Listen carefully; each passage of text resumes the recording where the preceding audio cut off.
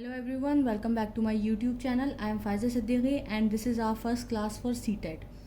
दिसंबर का नोटिफिकेशन आ चुका है। 1 दिसंबर को हमारा नेक्स्ट CTET होने वाला है। चाइल्ड डेवलपमेंट पेडागोजी के लिए सेम सिलेबस होता है for paper 1 and for paper 2। तो जितने भी एस्पिरेंट्स पेपर 1 या पेपर 2 देने वाले हैं इस दिसंबर का, उनके लिए ये वीडियो बहुत इंपॉर्टेंट होने वाला है। आज से हम अपनी क्लासेस स्टार्ट कर रहे हैं और दिसंबर से पहले पहले हम अपना कोर्स कंप्लीट कर लेंगे और कुछ PYQs भी एंड में कर लेंगे। आज पहली क्लास है और आज का टॉपिक है ग्रोथ एंड डेवलपमेंट। अब ग्रोथ क्या होती है? Growth is an increase in mass and size of a body और organs usually due to cell multiplication. Growth जो भी साइज में इंक्रीमेंट होता है या जैसे वेट में होता है, हाइट में होता है, तो उसको ग्रोथ कहते हैं, जो कि हम बहुत आसानी से मेजर कर सकते हैं, जो बहुत साफ दिख जाता है कि ये पिछले साल थोड़ा छोटा था, इस साल जो आया है तो लंबा होकर आया है ये बच्चा। तो वो ग्रोथ है। जो साइज में जो डिफर हो जाता है ऑर्गेनिज्म, वो ग्रोथ कहलाती है। Whereas development is a growth in function and capability including physiological and functional maturation of the organism. Development क्या होता है कि जो फंक्शंस में डेवलप होता है, जो फंक्शंस में ग्रोथ होती है या कैपेबिलिटीज़ और एबिलिटीज़ जो मॉडिफाई हो जाती हैं, जो बेहतर हो जाती हैं, उन्हें हम डेवलपमेंट कहते हैं। अब जैसे इमोशनल इंटेलिजेंस बच्चों की इतनी ज़्यादा नहीं होती है, जो इमोशनली स्टेबल जो होते हैं वो बच्चे इतने नहीं होते जितने एडल्ट होते हैं। बच्चे को तुम आँख दिखाओगे तो हो सकता है कि 2-3 साल का बच्चा रोने लगे, लेकिन क्या 20 साल का एक एडल्ट आँख दिखाने से रोने लगेगा? नहीं, ऐसा नहीं है। तो वो इमोशनल स्टेबिलिटी जो आई, वो जो डेवलपमेंट हुआ थ्रू एज, तो वो कैसे हुआ? उसी को तो डेवलपमेंट कहेंगे, इसको ग्रोथ नहीं कहेंगे। ग्रोथ किसे कहते हैं? जो क्लियर कट हमें दिख जाए कि भाई जब 3 साल का था तो इसकी हाइट इतनी थी, अब 20 साल का हो गया तो इसकी हाइट अब इतनी है। लेकिन इमोशनली वो कितना स्टेबल है ये हमें जब भी पता चलेगा जब वो बच्चा रोएगा आँख दिखाने पर। और बड़े को जब आँख दिखाओगे तो वो कोई रिएक्शन नहीं दिखाएगा, कोई रिस्पॉन्स नहीं देगा।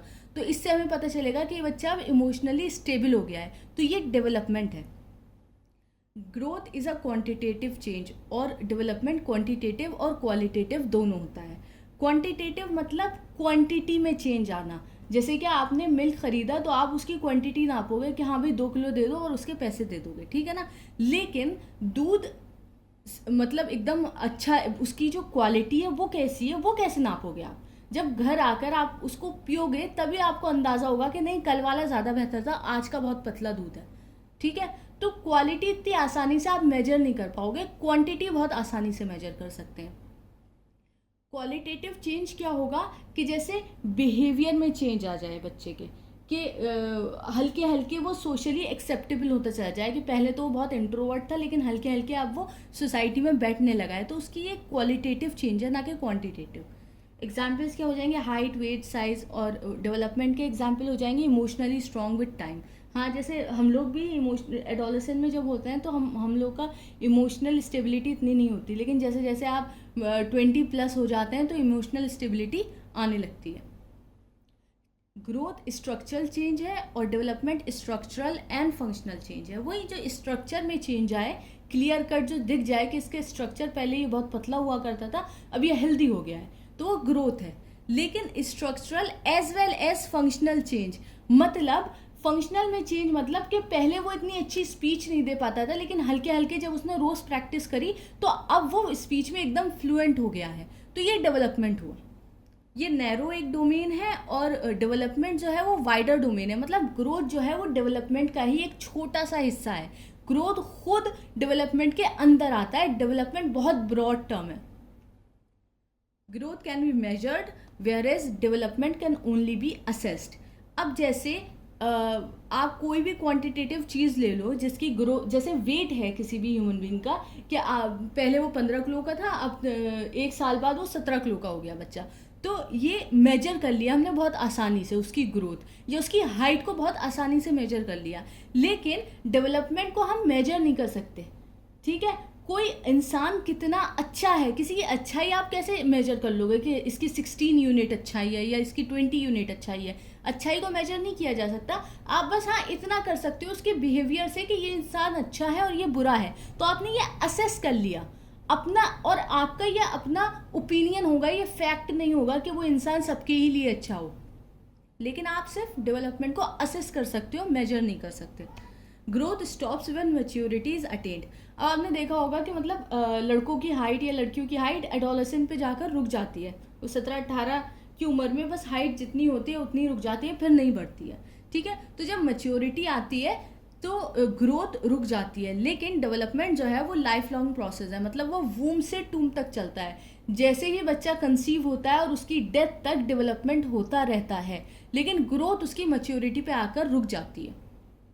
ग्रोथ इरिवर्सिबल है, यहाँ पर डेवलपमेंट भी इरिवर्सिबल है लेकिन मॉडिफाइबल है। मतलब ग्रोथ जैसे कोई इंसान किसी इंसान की इतनी हाइट हो गई तो वो दोबारा से गट्टा तो नहीं हो जाएगा ना, जितनी उसकी हाइट है वो जिंदगी भर उतनी हाइट का रहेगा, जितनी एडोलेसेंट पे जाकर उसकी रुकी थी वो जिंदगी भर उतनी ही हाइट का रहेगा।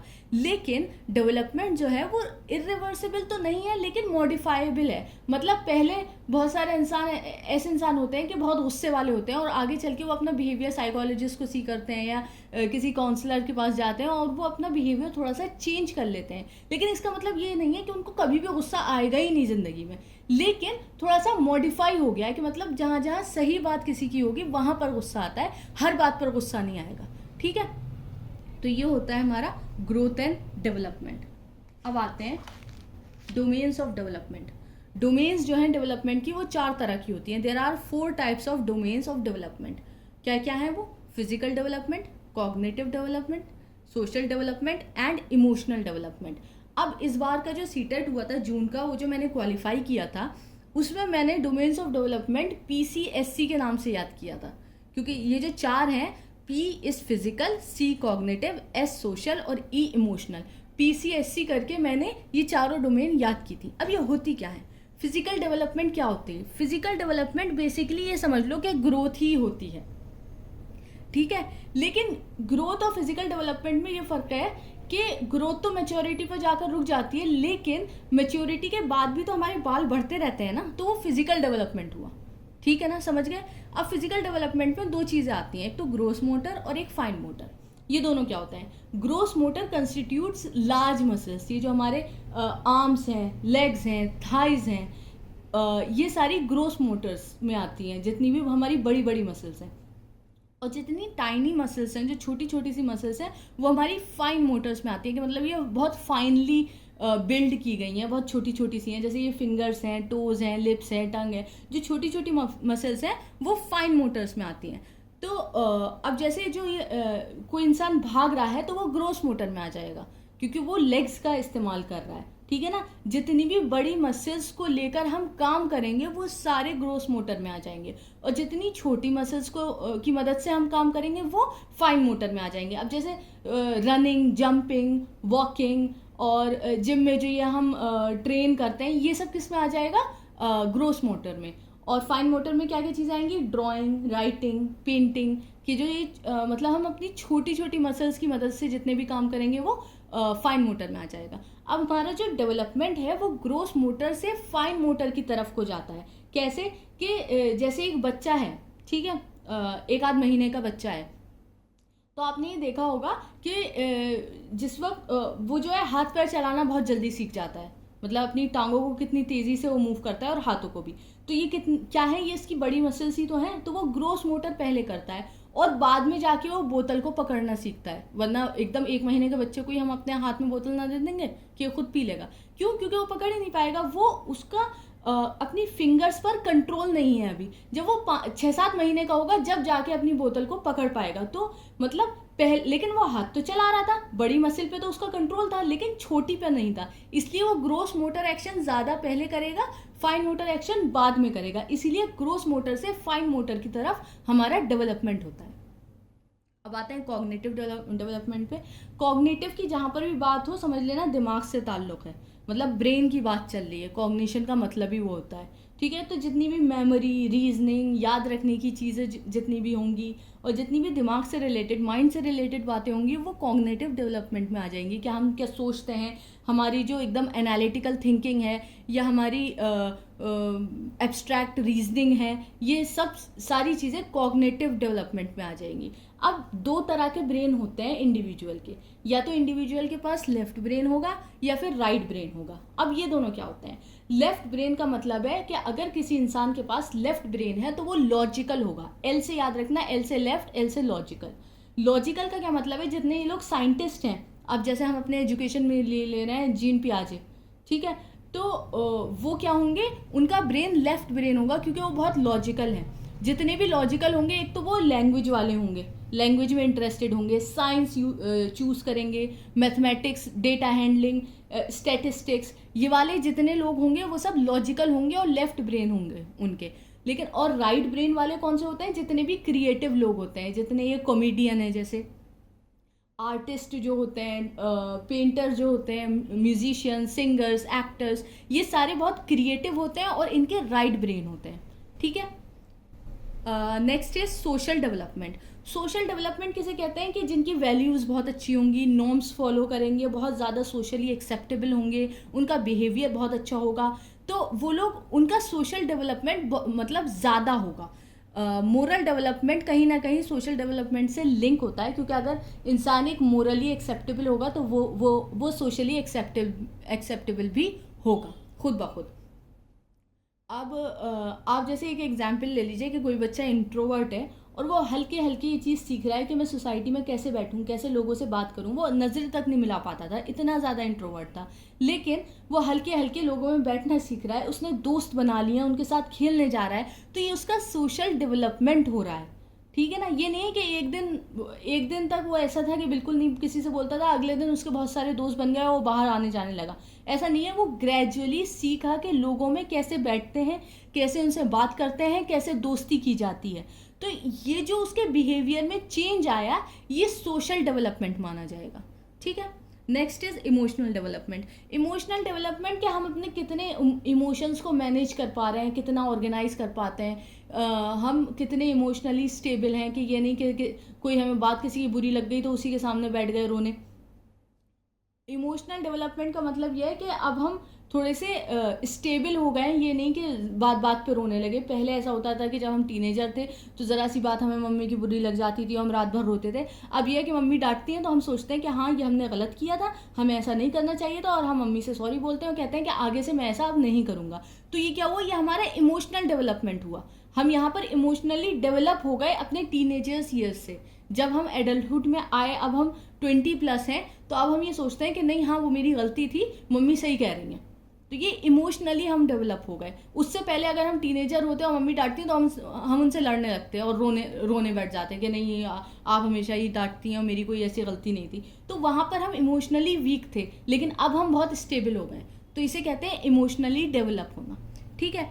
अब all domains of development are inter related. इसका क्या मतलब है? इसका मतलब है कि फिजिकल, कॉग्निटिव, सोशल और इमोशनल, ये चारों आपस में रिलेटेड हैं।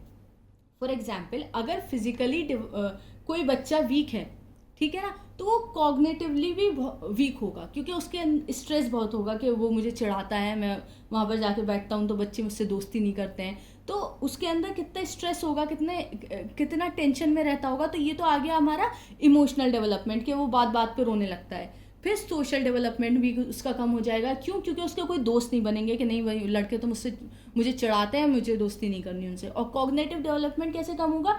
कि उसके, जब वो, जाहिर सी बात है, इतना टेंस है और वो ये सोचता है कि अरे मैं स्कूल कम ही जाया करूँगा ताकि वो मुझे कम चिढ़ाएं। और फिर जाहिर सी बात है, जब बच्चा एक एब्सेंट ज़्यादा हो रहा है तो उसके मार्क्स कहाँ से अच्छे आ जाएंगे? वो अपने एकेडमिक्स में कैसे अच्छा हो जाएगा जब वो क्लासरूम ही फ्रेंडली नहीं है उसका? तो ये आपस में सब इंटर रिलेटेड है। अगर कोई एक चीज पे फर्क पड़ेगा तो वो बाकी 3 को भी हिंडर करेगा, ठीक है।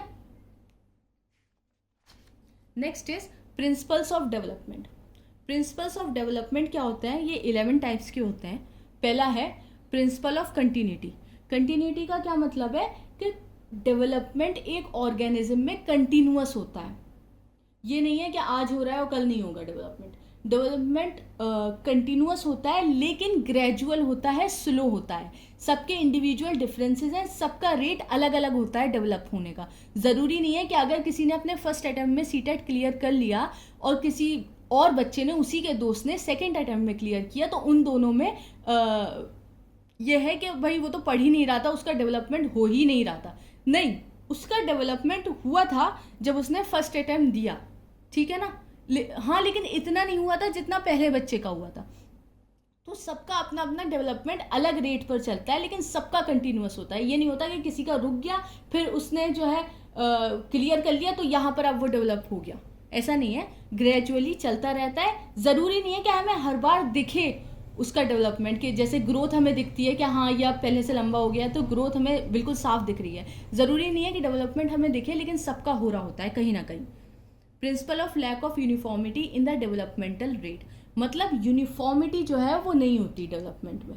कंटिन्यूअस तो होता है लेकिन यूनिफॉर्म नहीं होता, मतलब कॉन्स्टेंटली इंक्रीज नहीं करता है। जैसे आज हमने कोई एक बहुत अच्छी चीज़ सीख ली, कल नहीं सीखी, कल थोड़ी सी कम सीखी, फिर उससे अगले दिन और ज़्यादा अच्छी सीख ली। तो इसका मतलब ये है कि कॉन्स्टेंटली हम इंक्रीज नहीं कर रहे हैं, अपने अलग अलग रोज़ अलग अलग लेवल पे हम कोई चीज़ डेवलप कर रहे हैं। ज़रूरी नहीं है कि ये एकदम यूनिफॉर्म हो। कोई बच्चा पहले चलना सीख जाता है, कोई बच्चा पहले बोलना सीख जाता है, ठीक है ना। प्रिंसिपल ऑफ इंडिविजुअल डिफरेंस, मैंने अभी बताया कि सब लोग अपने अपने तरीके पर डेवलप होंगे। ज़रूरी नहीं है कि सारे बच्चे जो है एक साथ पहले तो बोलें, फिर बाद में जो है क्रॉल करना सीखें, फिर उसके बाद खड़ा होना सीखें, फिर उसके बाद चलना सीखें। नहीं, कोई बच्चा पहले बोलता है, कोई पहले क्रॉल करता है, कोई पहले जो है उल्टा होकर थोड़ा सा इधर उधर करवटें लेने लगता है। सब अपने अपने पेस पर अलग अलग तरीके से डेवलप होते हैं, ठीक है। लेकिन principle of uniformity of pattern, इसका क्या मतलब है कि पैटर्न यूनिफॉर्म होता है। पैटर्न यूनिफॉर्म का मतलब क्या है कि देखो, लैंग्वेज मैं भी सीख गई बोलना, लैंग्वेज तुम भी सीख गए बोलना। मतलब जिस इन्वायरमेंट में हम रहते हैं तो उस इन्वायरमेंट में जिस तरीके की भाषा का प्रयोग किया जाता है, हम वो लैंग्वेज खुद ब खुद सीख जाते हैं। तो ये यूनिफॉर्मिटी पैटर्न नहीं हो गया क्या? ऑलमोस्ट सारे ही ऑर्गेनिज्म, ऑलमोस्ट सारे ही ह्यूमन बींग्स, ऑर्गेनिज्म नहीं आएगा यहाँ पर, ऑलमोस्ट सारे ही ह्यूमन बींग्स लैंग्वेज सीख जाते हैं, ठीक है। तो ये एक पैटर्न ही तो हुआ। हम लोग, हमारे सबके अंदर कोई ऐसी चीज़ है जो जिसकी वजह से हम बोलना सीख जाते हैं।